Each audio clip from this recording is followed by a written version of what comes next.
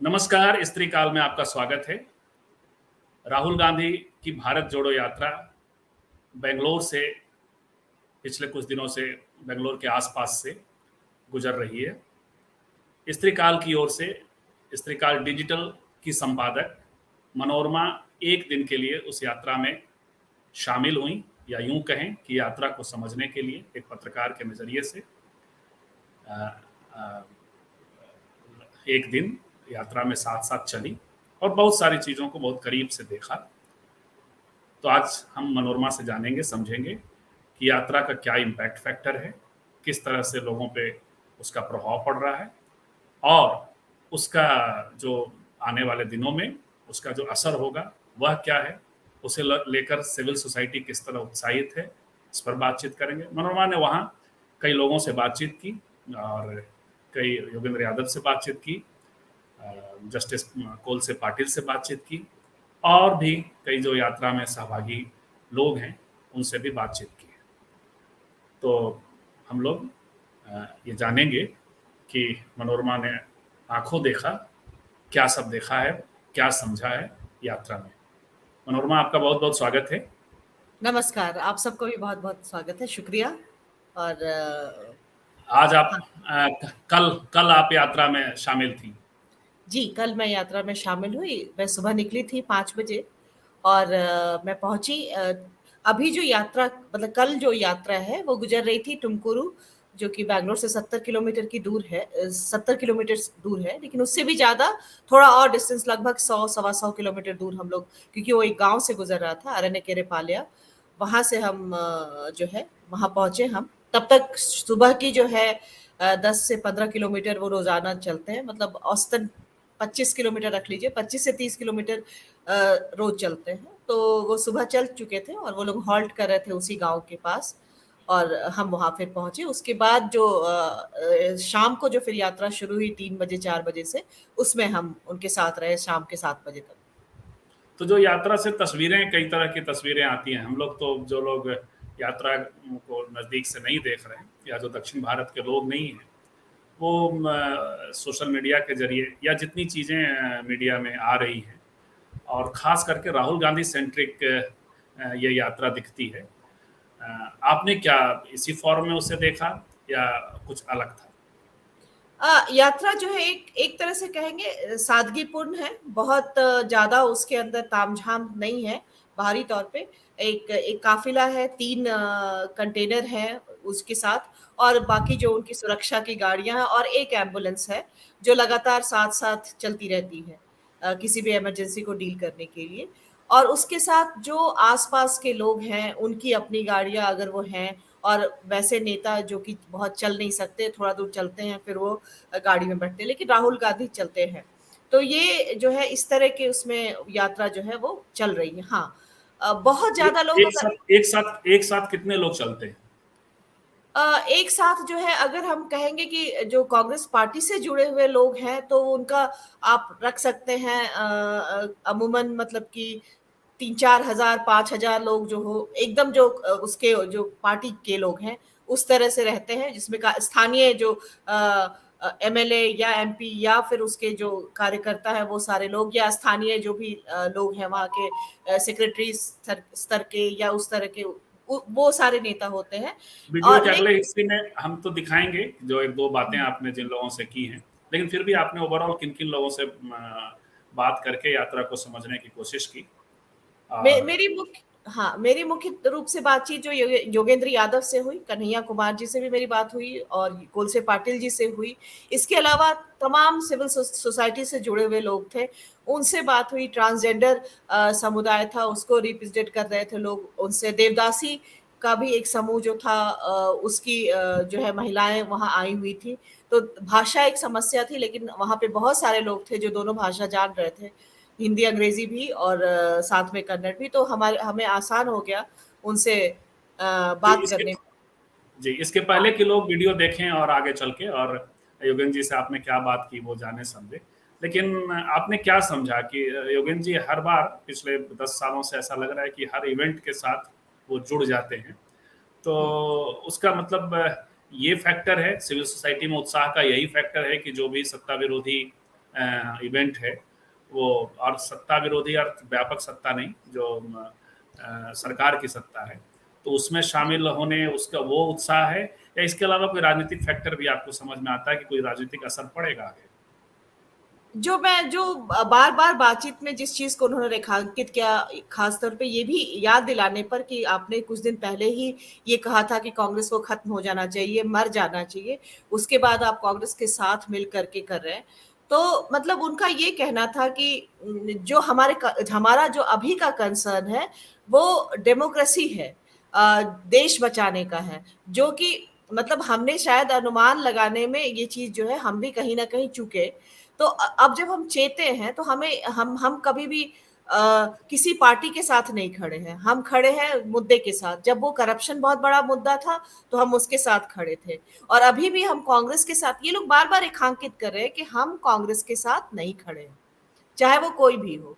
ये civil societies के लोग भी इसमें, मुझे याद है कुछ एक दो लोग ऐसे थे, बोले कि जीवन भर मैंने कांग्रेस का विरोध किया, आयरनी देखिए कि आज मैं कांग्रेस के साथ। आप कांग्रेस के को मजबूत करने के लिहाज से किस तरह से देख रही हैं? ये यात्रा जो है कांग्रेस को मजबूत करने के लिए नहीं है, कांग्रेस की यात्रा नहीं है। मैं आपको ये बता दूं, ये यात्रा तमाम उन देश के युवाओं की है जो बेरोजगार है, ये यात्रा तमाम उन किसानों की है जो परेशान है सरकार से, तमाम उन बेटियों की ये यात्रा है जिन बेटियों के बलात्कार हो जाते हैं और उनकी आवाज तक कोई नहीं उठाता।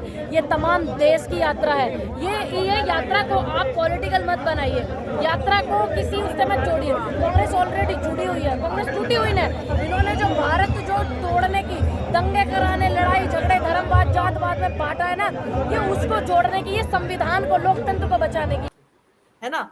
कुछ ऐसे लोग भी मुझे कुछ लेकिन ऐसे हम इस विश्लेषण, हम आज इस बातचीत में हम लोग इस पर कई बार बातचीत भी करते रहे, तो यहाँ तो इस विश्लेषण फैक्टर में नहीं जाएंगे कि हाँ। ऐसा भी क्या है कि आप हर मुद्दे के साथ खड़े हो जाएंगे, और जिससे कि एक जो व्यापक संदर्भ में सत्ता का जो बदलाव होता है या सत्ता का जो चरित्र बदलता है उसमें आप भागीदार बन जाएंगे। और ऐसा कहा जा सकता है कि 14 के बाद से जो सत्ता का चरित्र विकसित हुआ है उसमें कहीं ना कहीं आप भी भागीदार हैं। चाहे योगेंद्र जी की बात मैं नहीं कर रहा हूँ, इस तरह योगेंद्र जी की तरह जिन लोगों ने डिसीजन लिया, तो ये तो एक तरह से अराजक किस्म का जवाब मुझे लग रहा है। लेकिन चलिए वो वीडियो हम लोग आगे देखेंगे और उस पर बातचीत करेंगे। कन्हैया कुमार ने आपसे बातचीत नहीं की? बातचीत की उन्होंने, लेकिन मतलब उन्होंने मतलब ऑन रिकॉर्ड बातचीत नहीं? ऑन रिकॉर्ड नहीं की। जब उन्होंने कहा कि जब हम वॉक करते हुए बातचीत कर लेंगे, लेकिन वो बहुत ज्यादा आगे चल रहे थे। राहुल गांधी से भी मतलब राहुल गांधी अगर 4 बजे निकले थे तो 3 बजे निकल गए थे। तो हम जब तक हमें मालूम चलता तब तक वो काफी आगे जा चुके थे। यहाँ तक कि मैंने लिफ्ट लिया, मैं राहुल गांधी से आगे पहुंच गई थी, लेकिन मैं कन्हैया कुमार से आगे नहीं पहुंच पाई, तो मैं उनको कैच ही नहीं। हाँ, यानी अलग अलग टोलियों में भी लोग निकल रहे हैं। लेकिन हाँ, जो राहुल गांधी के साथ बहुत सहजता से लोगों की मिलने जुलने वाली जो तस्वीरें हैं वो कैसे क्या होती हैं? वो तो इतना आसान नहीं होता उनकी सुरक्षा की दृष्टि से। बिल्कुल वो आसान नहीं है। वो राहुल गांधी की सुरक्षा है, उसको उसका प्रोटोकॉल को फॉलो किया जाता है, और मिलने के लिए एक प्रोटोकॉल है, आपको सूचना देनी होती है, बात वहां तक पहुंचती है, उसके बाद मुलाकात होती है। लेकिन जैसे हालांकि ये हुआ कल की, जब मैं पहली बार जब राहुल गांधी एक चौक पे भाषण था, अनफॉर्चुनेटली हमसे वो मतलब मैंने रिकॉर्ड किया था, रिकॉर्ड नहीं हुआ। भाषण के बाद जो निकल रहे थे तो मैं वहीं पर थी, और मैं उस रस्सी के अंदर आ गई थी दोनों तरफ से। और वो बहुत तेज, फास्ट बहुत होता है, सारे जो उनकी सुरक्षा कर्मी है वो भी बहुत तेज भागते हैं, राहुल गांधी भी बहुत तेज भागते हैं। मतलब कि आप 1 सेकंड भी अगर मिस करते हैं तब तक वो 10 कदम आगे बढ़ जाते हैं, ऐसा होता है। तो आप पीछे रह जाते हैं, तो उनको कैच करना तो, तब तक पीछे लोगों का रेला होता है, आप सब कुछ मिस कर जाते हैं। तो फिर ये फोटो ऑप होते हैं जो बाहर आते हैं, तो वो उसको क्या प्रायोजित माना जाए? प्रायोजित ये मतलब मैं मतलब मुझे इसकी जानकारी नहीं, लेकिन हाँ ये है कि एक प्रोसेस है, एक प्रक्रिया है, उस प्रक्रिया के तहत ही आप उनसे मिल सकते हैं। ऐसा नहीं है कि आप रस्सी के अंदर घुस गए और आप उनसे मिल लेंगे, ये नहीं होता है। ठीक है, आपको तुरंत निकाल दिया जाएगा।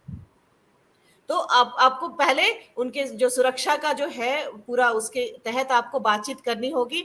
जैसे आपको कल मिलना है तो आप पहले पहुंचे हैं तो आपको बताना होगा कि आप मिलना चाहते हैं। जैसे मेरे साथ ही एक ट्रांसजेंडर लोगों का ग्रुप था जो कि धारवाड़ से आए थे वो लोग, तो वो राहुल गांधी से मिलना चाहते थे। तो उन्होंने मतलब सुबह से इस प्रक्रिया में वो लगे हुए थे, तो संभवतः शाम में उनकी मुलाकात उस यात्रा के खत्म होने के बाद तय हुई थी। तो वो फिर उसके बाद मिलते, मतलब कि जो शाम का जो वॉक था वो खत्म होने के बाद।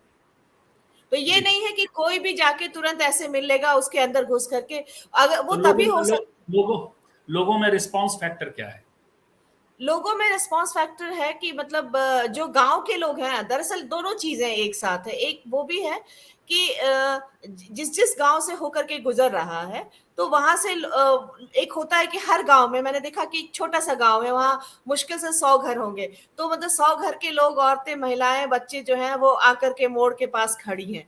तो और उसमें सिर्फ राहुल गांधी के लिए भी नहीं, मैंने देखा कि एक जगह सिद्धारमैया की आरती हो रही थी, सिद्धारमैया कार में बैठे हुए थे, कार को रोक करके और 2 महिलाएं जो है बकायदा दिया जला करके फिर उनकी आरती कर रही थी।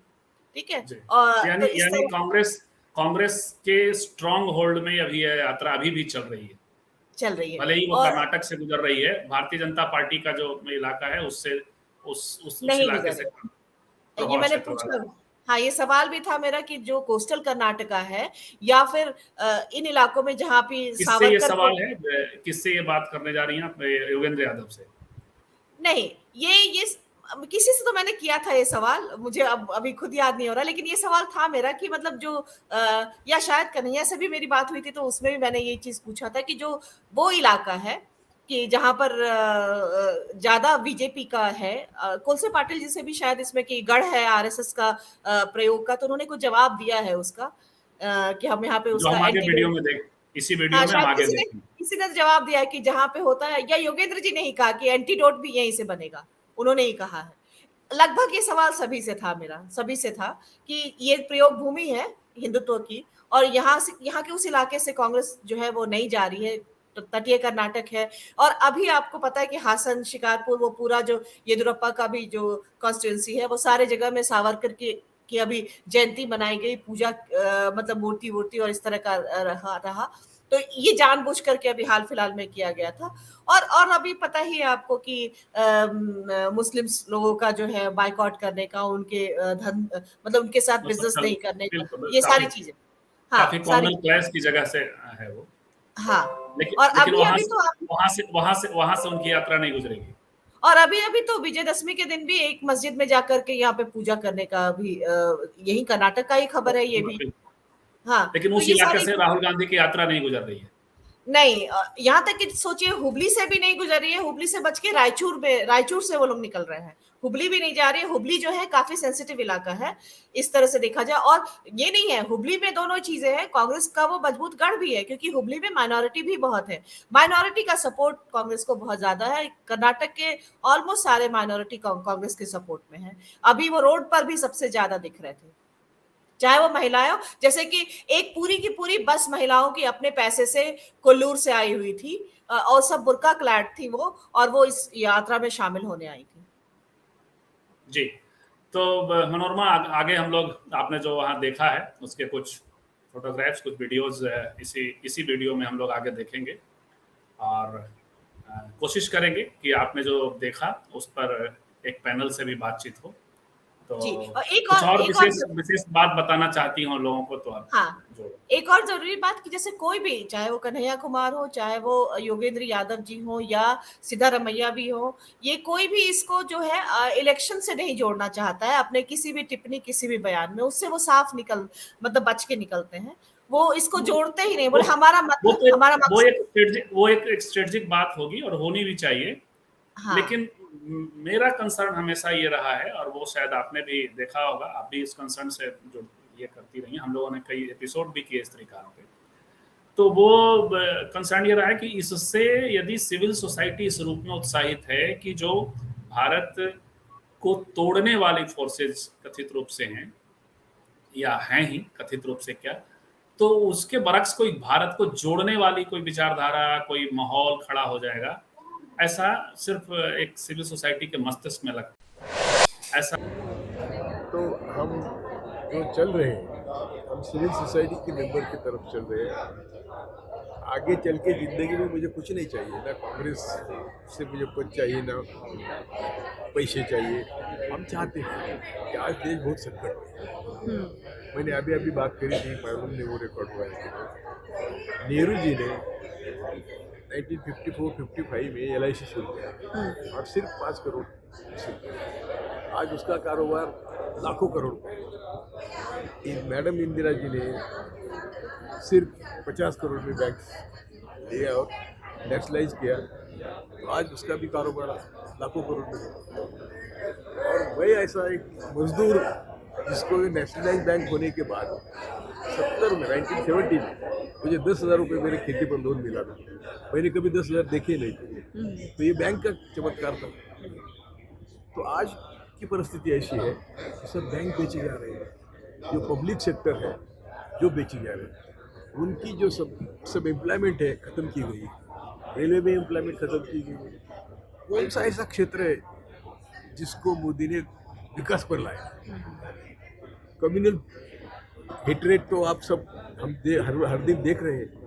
तो इसके लिए हमारे देश सिविल सोसाइटी के सीनियर सिटीजन की ये जिम्मेदारी बनती है कि आपके माध्यम से देश के युवाओं को मैसेज दे कि बच्चों, आपकी जिंदगी खतरे में। तो आपके भारत यात्रा से जुड़ने की वजह क्या है? आप क्यों जुड़े? वही बोल रहा हूँ कि यह जो मैं बोल रहा हूँ कि मैं आपके माध्यम से यही मैं जोड़ कि क्यों जुड़ रहा हूँ। तो जुड़ रहा इसलिए हूँ कि हमारी सब युवा पीढ़ी का भविष्य खतरे में।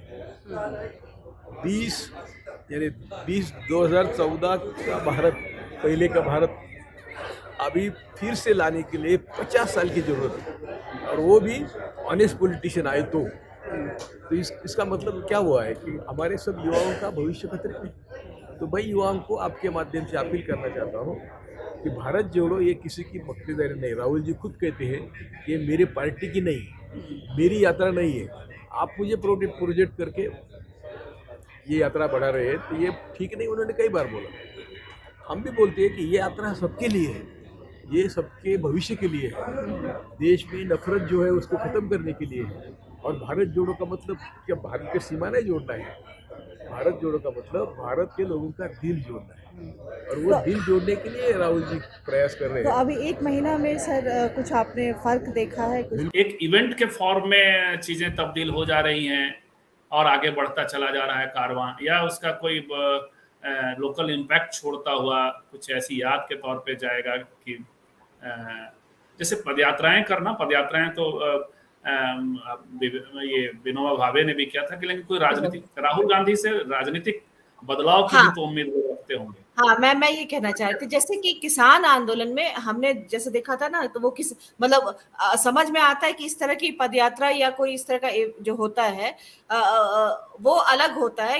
एक पॉलिटिकल पार्टी से लोग दूरी बना करके रखते हैं, ये बहुत ही मतलब अच्छे से समझा जा सकता है।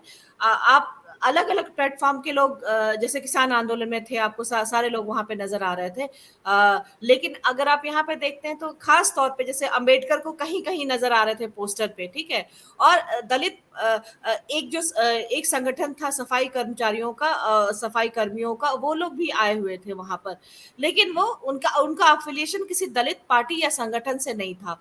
तो अभी उस तरह से खुल करके किसी दलित पार्टी का समर्थन जो है पार्टी या दलित संगठन का तो उस तरह से कम यहाँ पे तो मुझे नहीं देखा। आगे पीछे अगर कहीं रहा हो तो मुझे नहीं मालूम, लेकिन यहाँ पर तो एक दो जगह हालांकि अंबेडकर भी पोस्टर पे नजर आए थे। सबसे वो बात था कि एक जगह मौलाना अबुल कलाम का भी हमने पोस्टर में देखा, जो कि मतलब आमतौर पे सारे जगह में राहुल गांधी, सोनिया और कहीं एक दो जगह प्रियंका गांधी और बाकी जो स्थानीय लीडर्स थे उनके पोस्टर थे। और जितने भी बड़े लीडर जैसे सुरजेवाला हैं, जयराम रमेश हैं, हाँ डीके शिव कुमार जो है वो वहां पर बहुत अच्छे तरीके से मौजूद थे और ऑलमोस्ट उनको कह सकते हैं कि सबसे बड़े स्टार भी थे वो। हर कोई जो भी स्थानीय लोग जो है, हाँ, तो संकट मोचक होते हैं जब बीजेपी ऑपरेशन कमल चलाती है।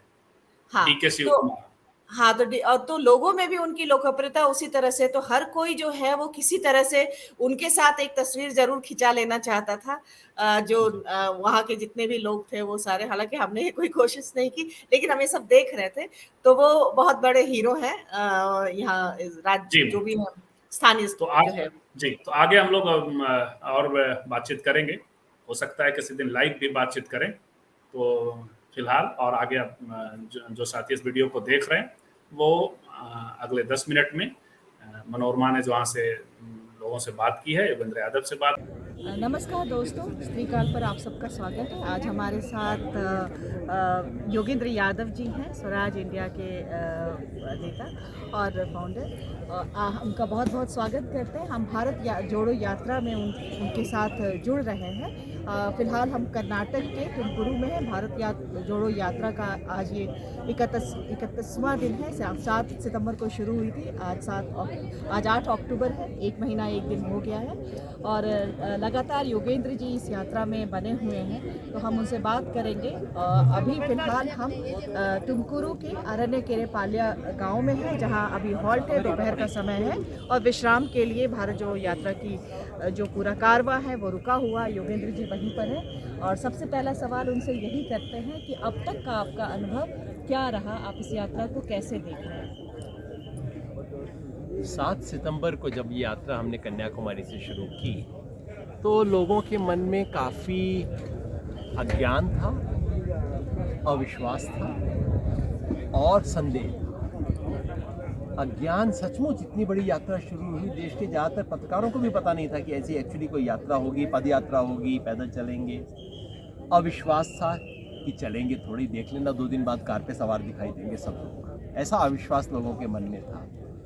और एक संदेह था, मुझे बहुत लोगों ने कहा, योगेंद्र जी आप सार्वजनिक जीवन में रहे हैं, कांग्रेस के साथ यात्रा में जा रहे हैं, इनका तो कुछ नहीं होगा, आपका मुकाबला होगा, ऐसा लोगों ने कहा था। आज 1 महीने बाद वही मित्र आके कह रहे हैं ठीक किया, क्योंकि आज इतिहास देखिए, जीवन में कुछ समय होता है जिसमें आपको बड़ी तस्वीर देखनी है। रोजमर्रा की खींचतान, रोजमर्रा का पक्ष विपक्ष, इस सब से अलग होकर एक बड़ा सवाल पूछना होता है। और आज हमारा देश अपनी यात्रा में जिस मोड़ पे है वो बड़ा सवाल पूछने का वक्त है। आज सवाल सिर्फ ये नहीं है कर्नाटक में अगला चुनाव कौन जीतेगा, कोई जीते मेरी बना से। सवाल ये नहीं है कि कौन सी सरकार को ज़्यादा वोट मिलेगा, किस सरकार को कम वोट मिलेगा, सरकार दोबारा आएगी नहीं आएगी। सवाल ये भी नहीं है कि लोकतंत्र बचेगा या नहीं, वो तो लगभग स्पष्ट है क्या हो रहा है। आज उससे भी बड़ा सवाल है, आज सवाल है कि ये देश बचेगा या नहीं। इस देश की जो बुनियाद है, जिस भारत को हमने देखा, जिस भारत पे हम गर्व करते हैं, वो भारत बचेगा या नहीं। क्योंकि आज शीर्ष से जो लोग सबसे बड़े संवैधानिक पदों पर बैठे हैं वो वही खेल खेल रहे हैं जो कि अंग्रेजों ने। आपका नाम क्या है? मेरा नाम चरण बिराजा। और कहाँ से आप आए? मैं सोलापुर महाराष्ट्र से। तो महाराष्ट्र से सिर्फ ये इस यात्रा के लिए आए हैं, ऐसा क्यों? मैंने शुरुआती दिन से ज्वाइन नहीं किया था, पर रोज फेसबुक पे लाइव देखता था, फेसबुक पे वो फोटोज देखता था, मुझे लगने लगा कि इसका पार्ट होना जरूरी है आज के दिन में। यहाँ ये जो यात्रा है, ये जो यात्रा है ना, ये मतलब युद्ध के लिए बहुत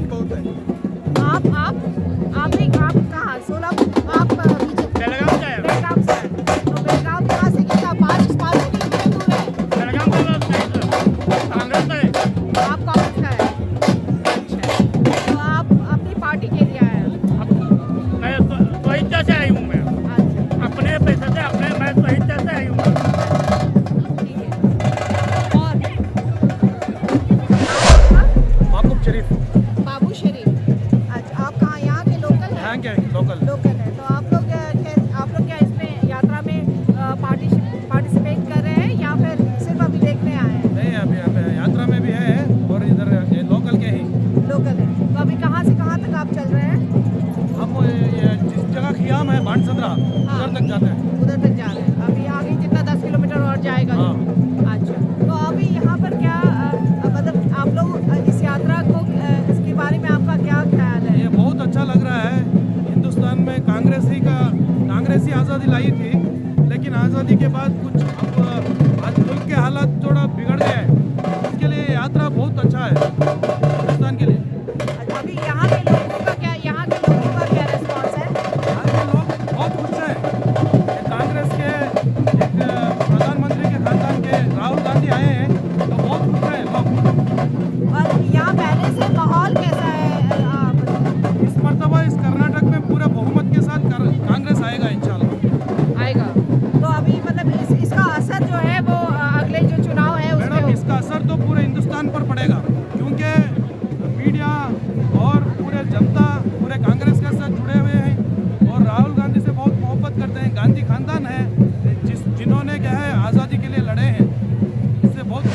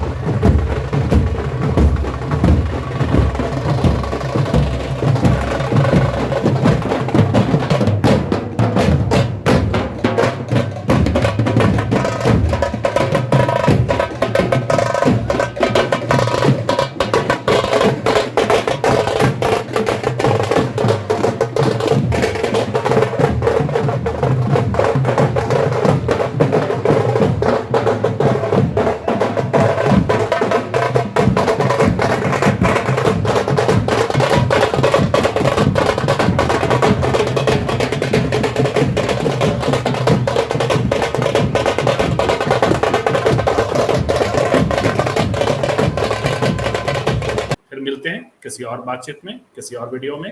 तब तक के लिए नमस्कार, जय भीम।